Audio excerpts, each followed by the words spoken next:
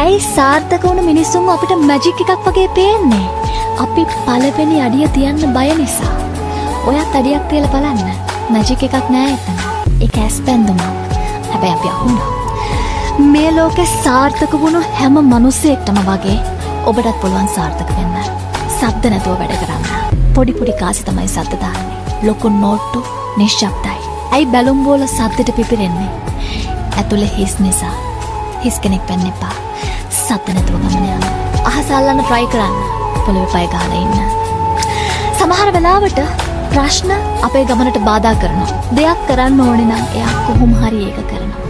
හීනවලට යන්න තව පාරවල් තියෙනවා. නැගිටලා බලන්න. සමහර වෙලාවට වාඩි වෙලා ඉති දුර පේන්නේ නැහැ. වැරදුනොත් වැරදුනාවේ. වැරදුනොත් වැරදුනාවේ. වැරදුනොත් ඒකෙන් ඉගෙන ගන්න. හරි ගියොත් සමරන්න. වැරදෙන්න පුළුවන් නම්, පෙරදෙන්න පුළුවන් නම් ඇයි හරියන්න බැරි කියලා හිතාගෙන උත්සාහ කරන්න. ඇයි සාර්ථක වුණු මිනිස්සුන්ව අපිට මැජික් එකක් වගේ පේන්නේ? අපි පළවෙනි අඩිය තියන්න බය නිසා. ඔයත් අඩියක් තියලා බලන්න. මැජික් එකක්